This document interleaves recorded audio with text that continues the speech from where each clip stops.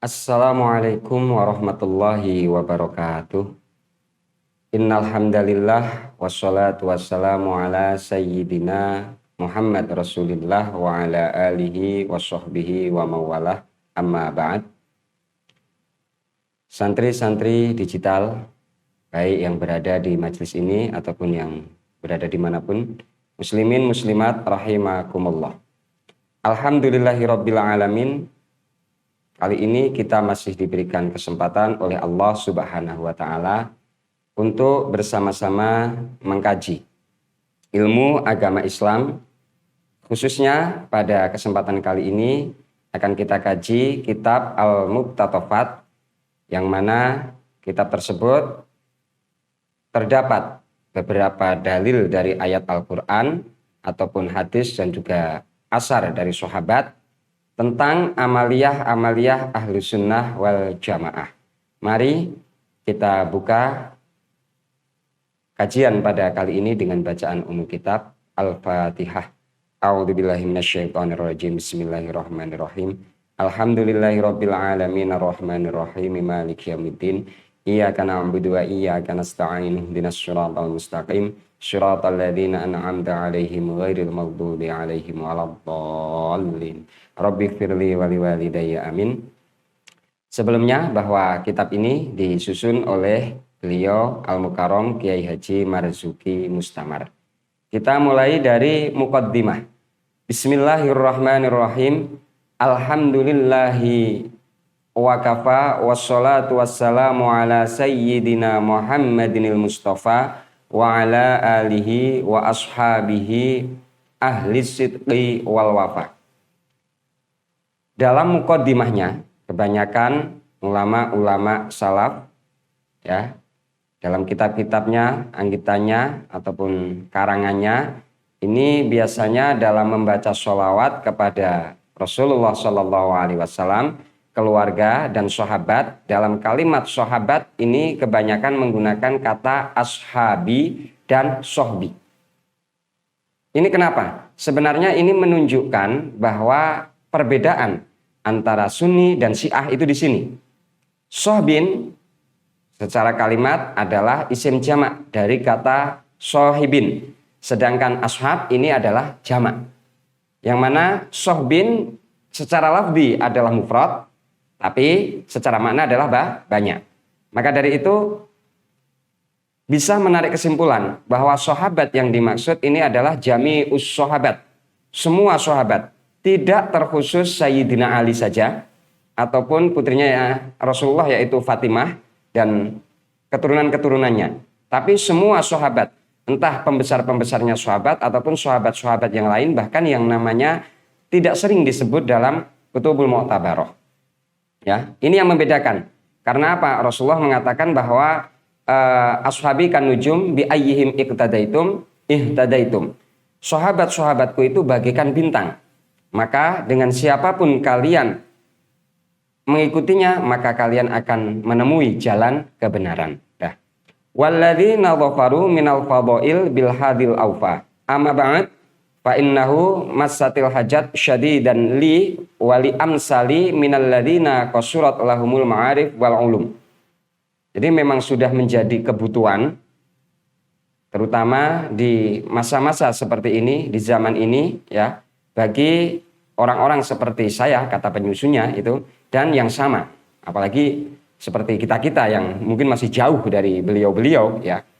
Qasurat lahumul ma'arif wal ulum, yang ilmunya terbatas sekali. Bahkan di sini sampai dikatakan wa dha'ufat lahumul hujat wal fuhum fawaqa'u mutahayyirina amamal khusum. Bahkan suatu saat kita akan kebingungan ketika berada di depan khusum. Di sini dibahasakan oleh penyusun kata khusum itu yang artinya adalah lawan gitu ya. Artinya ya khusumu ahlil haq gitu. Karena apa?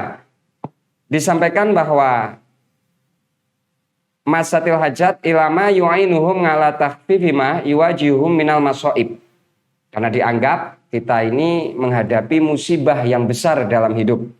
Musibah yang besar sehingga perlu penolong dalam segi keilmuan, segi akademik.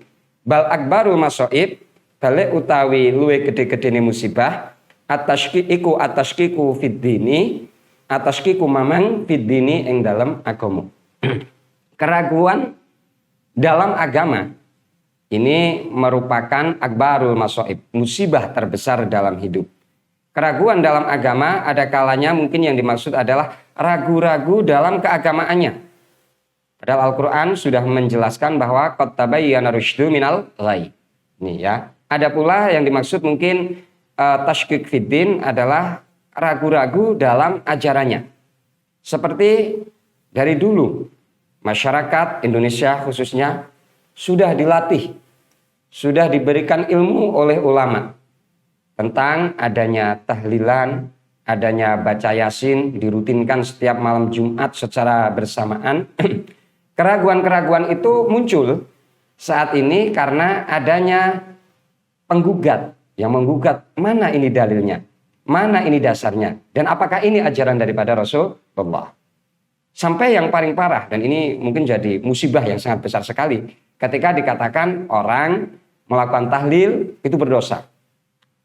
Naudzubillah summa naudzubillah min dalik, sampai ada yang mengatakan bahwa orang mendatangi tahlil bisa kufur, lebih baik berzina dan lain sebagainya itu. Ini yang akan menghilangkan kesakralan daripada kalimat-kalimat yang sangat penting. Ya, tahlil secara bahasa lughat itu adalah membaca kalimat tauhid la ilaha illallah. Itu. Yang mana Rasulullah sendiri mengatakan bahwa man kana akhiru kalamihi la ilaha illallah dakhalal jannah. Orang yang akhir daripada ungkapannya adalah la ilaha illallah adalah dakhalal jannah, masuk surga. Dipastikan oleh Rasulullah masuk surga. Sehingga kalimat tauhid ini adalah kalimat yang sangat luar biasa sekali. Ya, bahkan kalau kita pelajari lebih dalam lagi, banyak orang yang mungkin dari kecilnya dia kafir. Kalau dalam bahasa kitabnya sering dikatakan kafir asli. Kafir asli, kemudian di usia 40 tahun dia mengucapkan kalimat tauhid, otomatis saat itu pula kekafirannya hilang dan dia masuk Islam. Jadi kalimat tauhid itu mengislamkan daripada orang yang kafir, bukan orang yang sudah Islam membaca kalimat tauhid kemudian menjadi kafir. Dan juga tashkik dalam masalah maziyah ataupun keistimewaan daripada ayat-ayat Al-Quran. Akan banyak pendapat yang mengatakan bahwa membaca Al-Quran tanpa mengetahui maknanya tidaklah mendapat pahala. Nah, nanti ini akan kita bahas ya. Kelihatannya pembahasan pertama dalam kitab ini adalah mengenai pembacaan Al-Quran tanpa mengetahui maknanya dan tetap mendapat pahala. Gitu. At-tashkik fiddin ini sebagian nanti akan disebutkan di dalam kitab ini tentang bagaimana sebenarnya secara keilmuan keterangan daripada agama ini yang saat ini banyak orang yang sudah meragukan amalan-amalan yang sudah diwariskan oleh para ulama. Kemudian wafi ulama iddin, bahkan ada tashkik, keraguan-raguan dalam ulama. Sehingga ketika ulama menyampaikan ilmu karena mungkin tidak sesuai dengan apa yang dia pikirkan, tidak sesuai dengan apa yang dia harapkan, tanpa mengetahui asal muasal daripada ulama tersebut menyampaikan sebuah ilmu, akhirnya menjadi keraguan-raguan. Wah, ulama ini benar atau enggak? Ulama ini alim benar atau tidak? Gitu. Padahal syaratnya jadi ulama bermacam-macam, ya. Syaratnya dari ulama bermacam-macam. Sehingga sekarang mungkin banyak penceramah-penceramah yang secara ilmu mungkin nol, ya, karena ngaji nahwu saja belum pernah, tajwid juga belum pernah, cuman bermodalkan bisa bicara dengan baik di depan umum. Dan ini sangat mudah sekali. Orang sekarang ingin menjadi ya biar terkenal menjadi ustadz gitu misalnya. Mudah sekali karena apa? Ya, cukup mempelajari beberapa buku terjemahan, buku-buku agama. Kemudian kalau memang dia sudah bawaannya adalah orang yang pintar ngomong, pintar berpidato, dan ini sangat mudah sekali. Tapi secara keilmuan nanti ini yang akan menciderai. Ya, karena adanya tashkik fi ulama iddin, ragu-ragu kepada ulama yang memang dari dulu mengajarkan agama, membawa agama ini, karena agama ini adalah ar-riwayah. Agama ini turun-temurun dari sumbernya Rasulullah Shallallahu Alaihi Wasallam yang kemudian dibawa oleh para ulama sebagai pewarisnya. Sehingga musibah terbesar lagi adalah tashkik fi ulama iddin, yang mana Rasulullah mengatakan bahwa al ulama'u surujud dunya. Ulama ini adalah orang-orang yang memberikan lampu penerang di dunia ini. Wa ahluddin, dan ragu-ragu kepada ahli din. Bahkan yang lebih parahnya adalah al-istighar min sya'nihim, meremehkan daripada ulama. Bahkan orang tanpa mengetahui ilmunya mengomentari apa yang dikatakan oleh para ulama, apa yang disampaikan oleh para orang alim yang mempunyai ilmu, yang tabahur fil ilmi, ya. Bal istihza'u bihim. Kemudian fatahayyaru awamun nas. Fatahayyaru awamun nas. Kebanyakan orang sekarang menjadi bingung, mana sebenarnya yang harus menjadi pegangan? Ulama mana? Ulama seperti apa yang harus menjadi pegangan? Maka saat seperti ini, kalau dalam kitab Hujjah Ahlussunnah wal Jamaah itu dikutipkan sebuah hadis bahwa idza dhaharatil fitan wa fi riwayatin fitan wal bidah fal yudhiril alimu ilmah. Ketika fitnah, riwayat satu mengatakan bid'ah. Bahkan ada yang menambahkan riwayatnya wasubba ashabi. Ketika sahabat-sahabatku Rasulullah itu sudah mulai dicaci maki. Fal yudhiril alimu ilmah. Orang-orang alim wajib harus tampil untuk menyampaikan ilmu yang diwarisi dari Rasulullah Shallallahu Alaihi Wasallam lewat para ulama. Ya, kalau sampai ancamannya besar, kalau seandainya nggak mau tampil, fa'alaihi laknatullahi wal malaikati wan nasi ajmain. Dapat laknatnya itu dari Allah, malaikat dan seluruh manusia. Itu, ya. Kemudian kita lanjut, ya. Maka kitab ini disusun oleh beliau Kiai Haji Marzuki Mustamar, itu yang diberi nama kitab Al-Muqtatafat. Dalam kitab ini nanti ada beberapa ayat Al-Quran wal ahadis dan beberapa hadis, ya. Juga ada Asarus Sahabat dan Qonun Asasi, ya. Qonun Asasi dari Hadratus Syekh Muhammad Hasyim Asy'ari, ya. Dengan menuliskan Qonun Asasi di belakangnya ini tujuannya adalah tabarukan, untuk mengambil barokah, ngalap barokah, ya, kepada Hadratus Syekh, dan juga istifadah ataupun mengambil manfaat daripada ilmunya Hadratus Syekh, gitu. Wa bitab'i annaha mazalat ba'idatun anil kamal. Dari pengarang mengatakan apa? Penyusun mengatakan bahwa secara tabiat kitab ini masih jauh daripada sempurna, ya.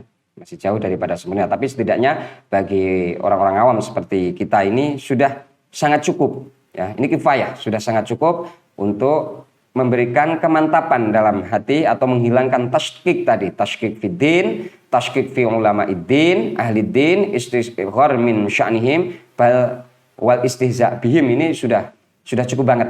Karena apa? Musibah secara keilmuan ini harus juga dihilangkan ataupun diatasi dengan secara keilmuan juga. Maka dari itu untuk nanti ke depan kita akan bersama-sama belajar mengupas daripada hadis-hadis sahih ataupun qaul-qaul ulama yang dikutip dalam kitab ini. Ya, semoga kita diberikan kesehatan, terus diberikan kesempatan, diberikan nikmat oleh Allah Subhanahu wa taala, bisa menggunakan nikmat itu untuk kembali kita taat kepada Allah dengan jalan ta'lim wa ta'alum. Karena memang dikatakan bahwa afdhalut turuq at-ta'lim wa ta'alum, ya. Jalan terbaik menuju Allah adalah dengan belajar dan mengajar. Maka dari itu saling berdoa. Semoga ke depan benar-benar kita diberikan kemudahan, kelancaran dalam mengkaji kitab ini dan benar-benar mendapat ridho dari Allah Subhanahu wa taala. Mungkin itu saja dulu sebagai muqaddimah. Tentu saja dari awal sampai akhir banyak kekurangan, banyak kekhilafan, mohon maaf yang sebesar-besarnya. Bersama-sama kita tutup dengan doa. Bismillahirrahmanirrahim. Subhanakallahumma wa bihamdika asyhadu alla ilaha illa anta astaghfiruka wa atubu ilaik. Sekian, wallahu a'lam bishawab. Wassalamualaikum warahmatullahi wabarakatuh.